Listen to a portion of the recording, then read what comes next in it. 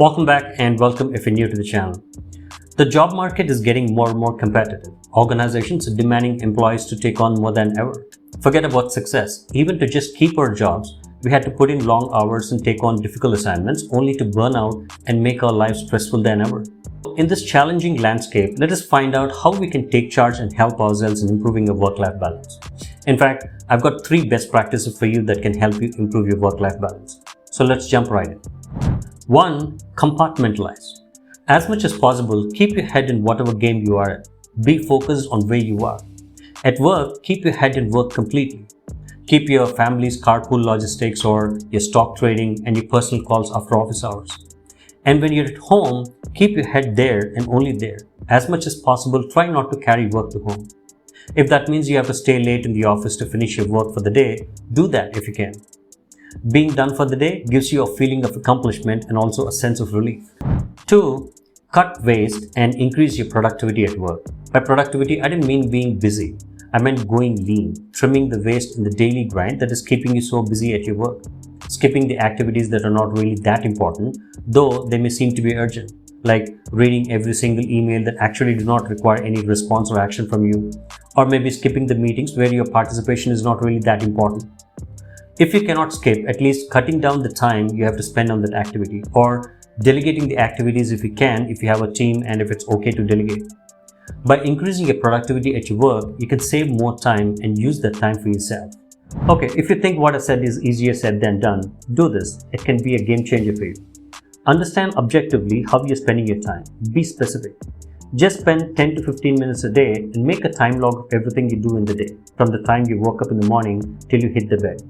Your email time, meetings, household chores, your commute time, your breaks, your daily routine, your time on the social media, absolutely everything. This data you gathered will serve as an eye-opener, and you'll realize that the amount of waste that you can cut is a lot more than you thought it would be. Look for activities that you can skip or cut back or delegate or get help. Can you not cut down your email time? Can you not skip the meetings you're not really required?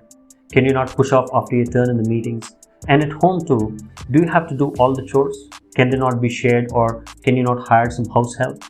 Do you have to drive to the mall for groceries every time? Can you not order them online? If it's a long commute to work, can you not move closer to work?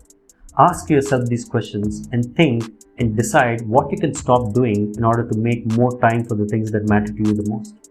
You'll be amazed to see how much time you can save that can be used to improve your work-life balance. 3. Have the courage to say no to the requests and demands outside your work-life boundaries. Yes, saying no to someone like your boss can be hard.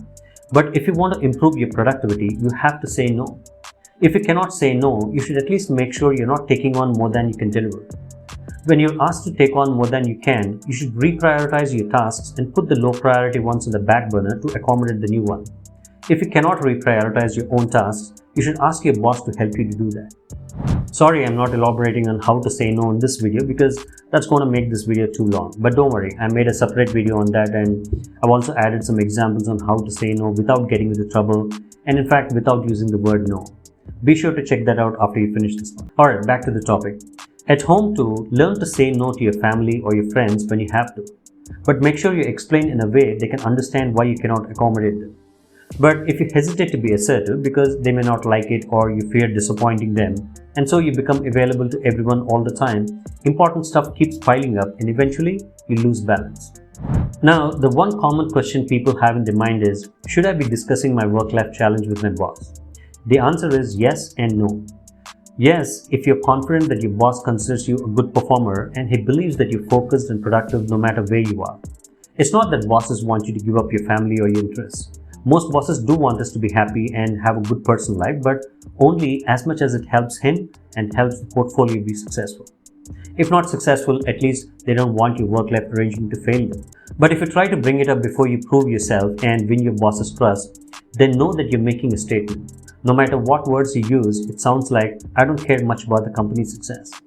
And you'll get branded as indecisive or uncommitted or incompetent. So think twice about bringing it up with your boss. Alright? So that wraps up the video, guys. Make a note of these best practices and start putting them into action to improve your work-life balance. And if you like this video, give me a thumbs up. And if you're interested in more such videos, hit that subscribe button. And I'll see you in the next video. Until then, keep learning and keep rocking. Take care.